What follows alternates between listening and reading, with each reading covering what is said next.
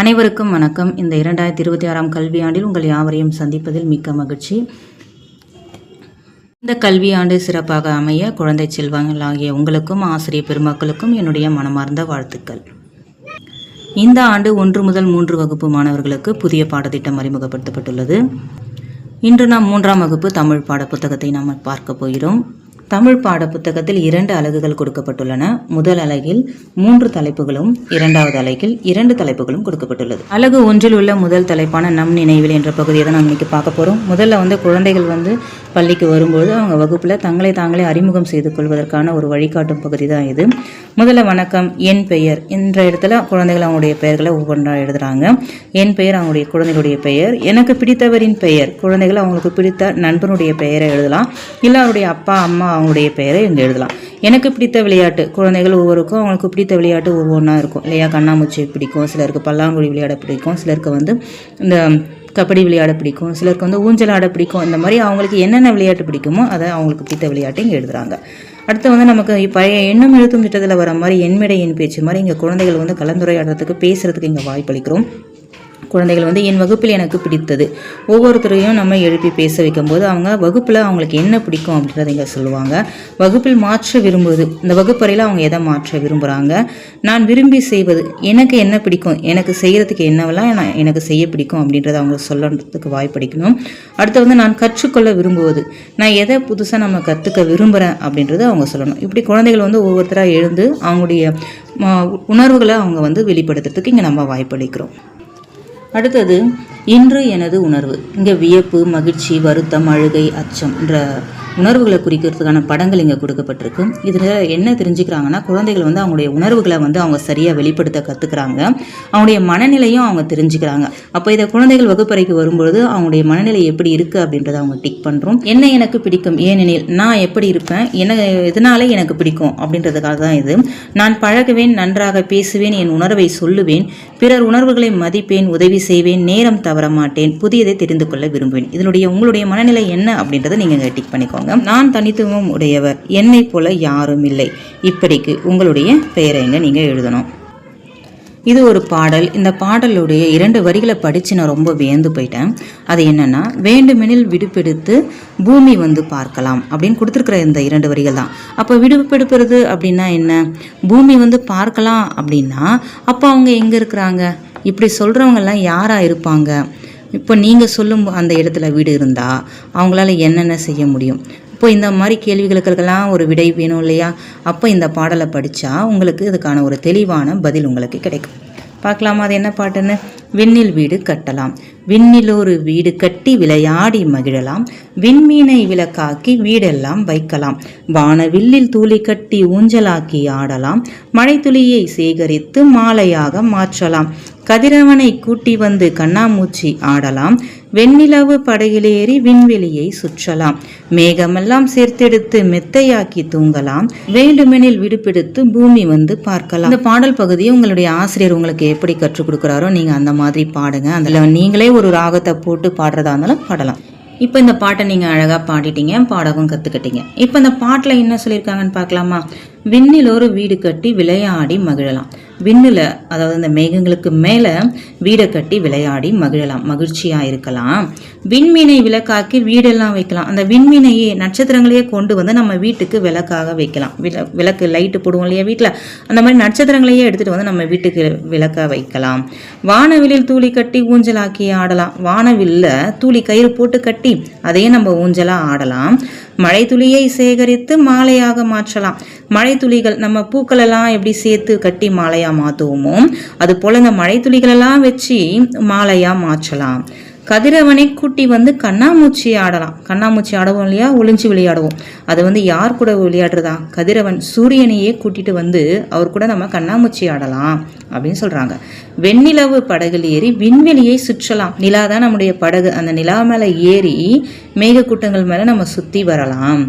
மேகமெல்லாம் சேர்த்தெடுத்து மெத்தையாக்கி தூங்கலாம். மேகத்தை எல்லாம் சேர்த்து வச்சு அது ஒரு மெத்தை போல வைத்து அது மேலேயே படுத்துட்டு தூங்கலாம். வேண்டுமெனில் விடுப்பெடுத்து பூமி வந்து பார்க்கலாம். வேணும்னா லீவை போட்டுட்டு நம்ம பூமியை போய் பார்த்துட்டு வரலாம் அப்படின்னு சொல்றாங்க. இதுதான் அந்த பாட்டு. ரொம்ப அழகா இருக்கு இல்லையா அந்த பாட்டு. இப்போ இங்க கொடுத்துருக்கிற படங்கள்ல உங்களுக்கு எந்த படம் ரொம்ப பிடிச்சிருக்கு பாருங்க.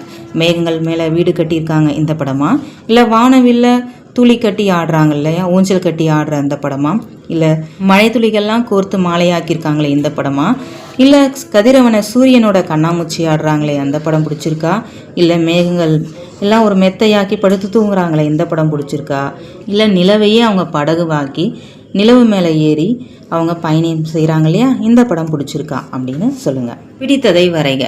இப்போ இங்கே 3 படங்கள் கொடுக்கப்பட்டிருக்கு. இந்த படத்தில் ஏதாவது ஒரு படத்தை நீங்கள் எடுத்து வரையலாம்.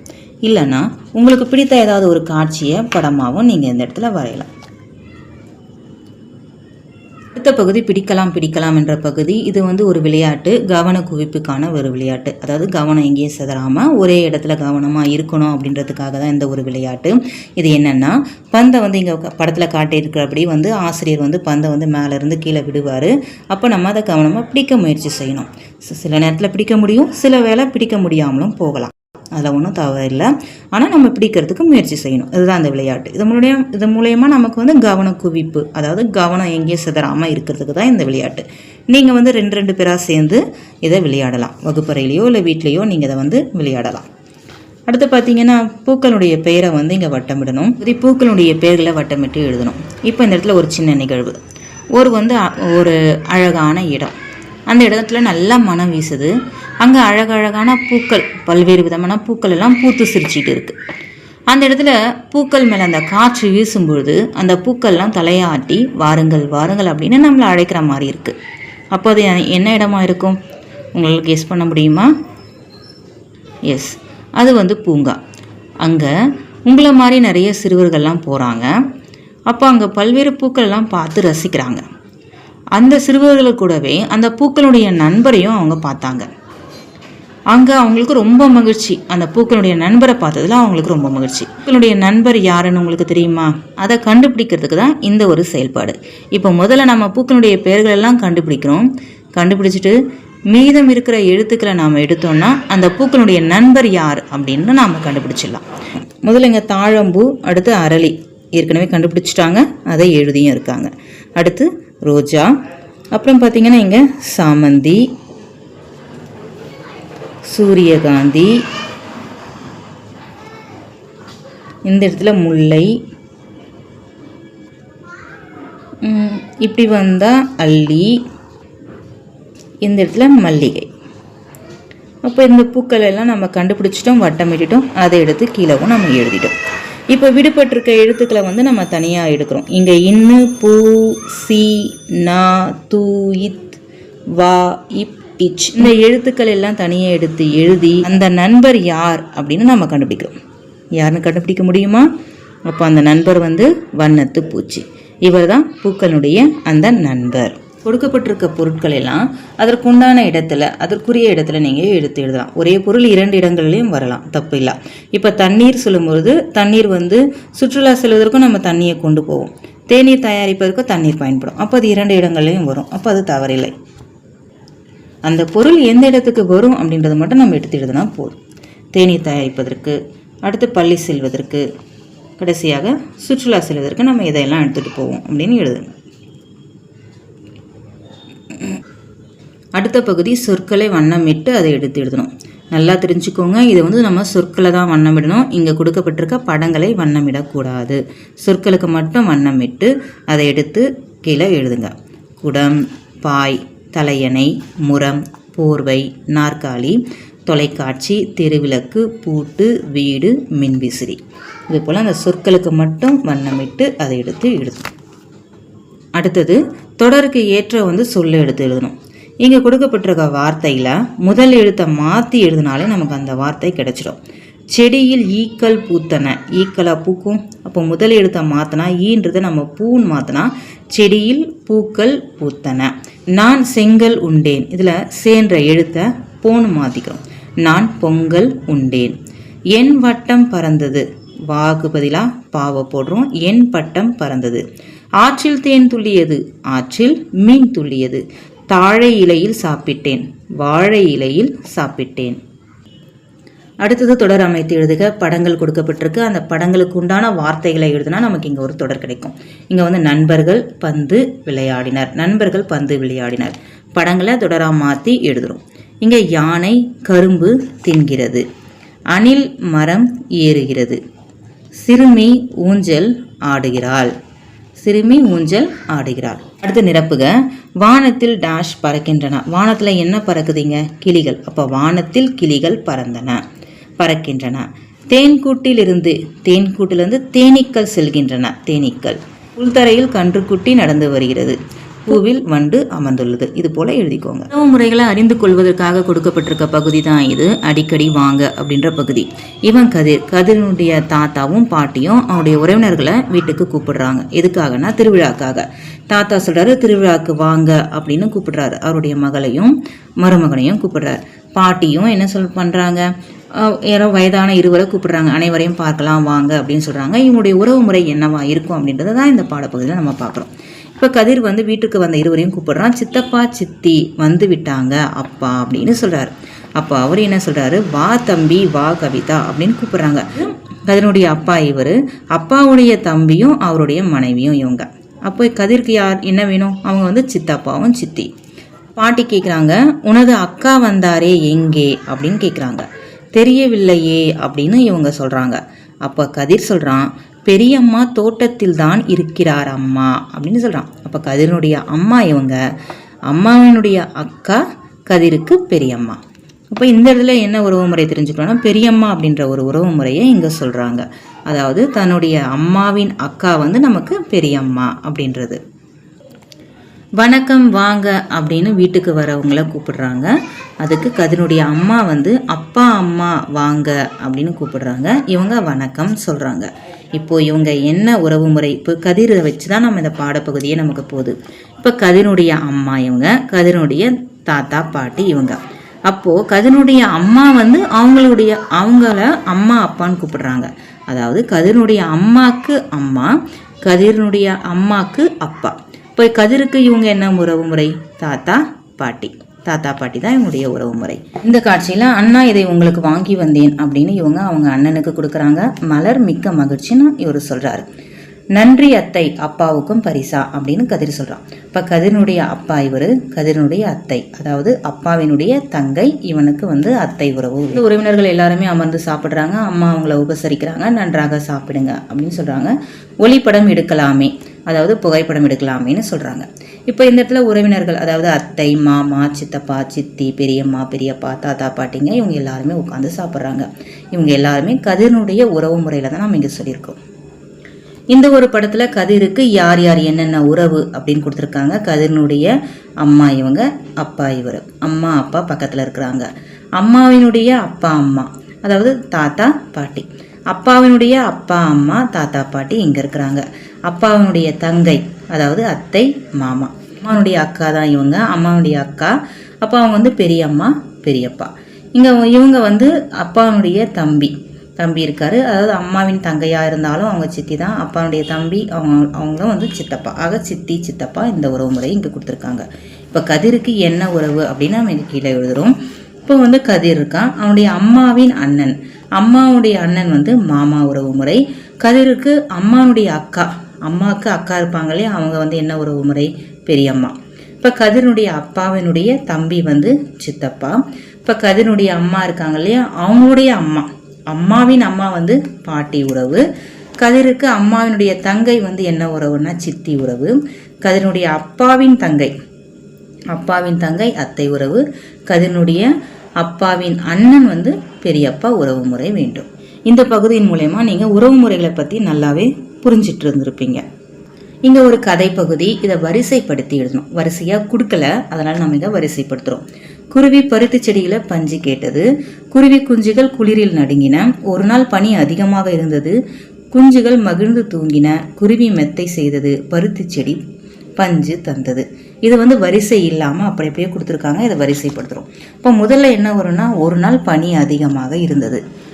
குருவி குஞ்சுகள் குளிரில் நடுங்கின. குருவி பருத்தி செடியிடம் பஞ்சு கேட்டது. பருத்தி செடி பஞ்சு தந்தது.